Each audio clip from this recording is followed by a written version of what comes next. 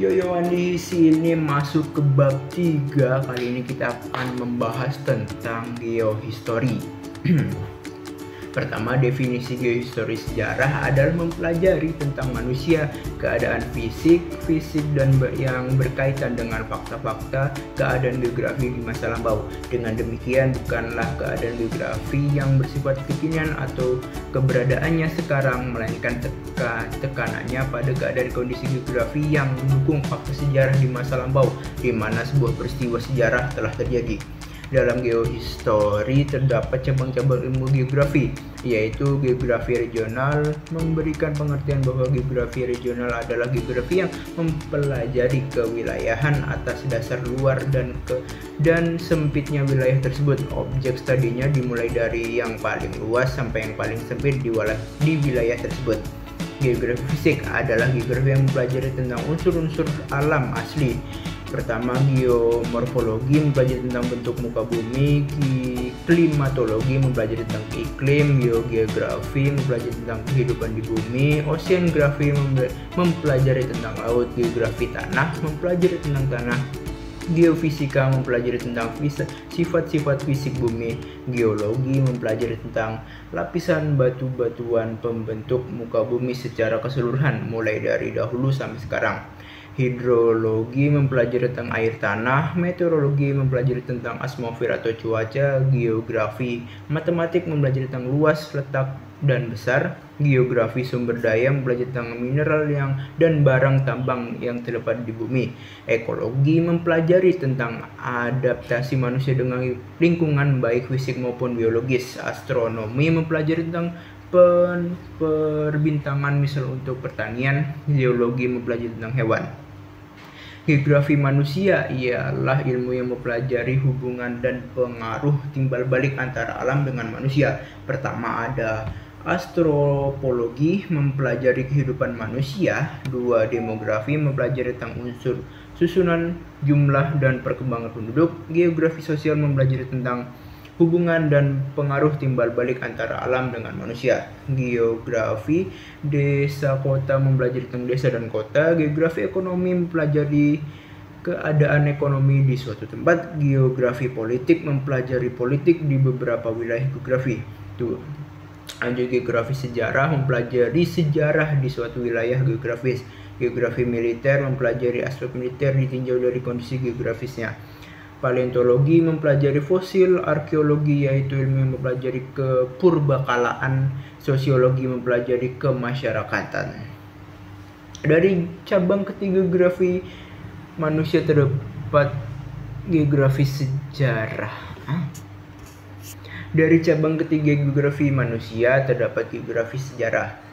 Endel Joni memberikan pemahaman mengenai geografi regional dan geografi kesejaraan, menyatakan bahwa ilmu geografi jelas posisinya sebagai jembatan di antara ilmu pengetahuan alam dan ilmu pengetahuan kemasyarakatan, ilmu sosial.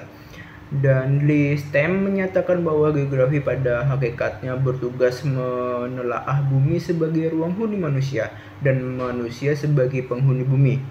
Stanley Stem menyatakan adapun kata ruang hidup memiliki 3 jenis, di antaranya ruang hidup sebagai milieu, yakni lingkungan alam maupun lingkungan buatan. Kedua, ruang sebagai space, yakni ruang sebagai pemukiman. Dan ketiga, ruang sebagai region, yaitu dikenal dengan nama wilayah. Dari semua jenis ruang inilah berbagai perilaku manusia sebagai kelompok bermain di dalam ruang.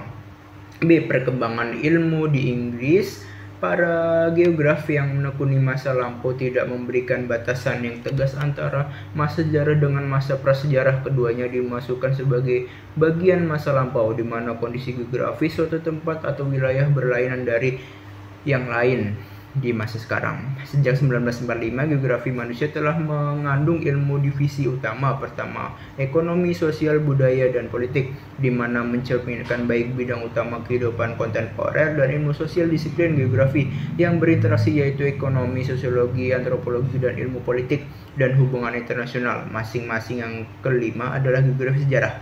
Kelimanya tetap berpusat dan bergabung pada pertengahan abad ke-20 untuk akhir oleh konsentrasi pada jenis tertentu daerah, terutama perkotaan.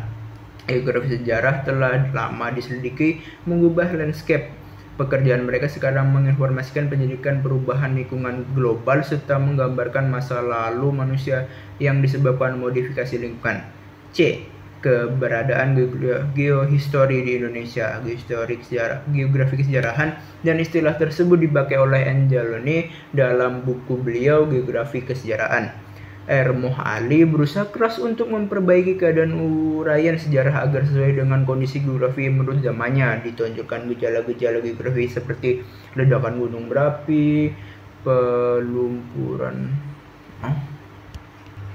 Ditonjolkan gejala-gejala geografi seperti ledakan gunung berapi, pelumpuran pelabuhan, pergeseran pantai, lokasi strategis pada aliran sungai sebagai latar belakang peristiwa dan fakta sejarah. Soebantarjo dalam usahanya menghubung-hubungkan peranan lingkungan geografi dengan sejarah regional mengusulkan dikembangkannya geohistory dalam kurikulum pendidikan guru sejarah di lingkungan IKIP.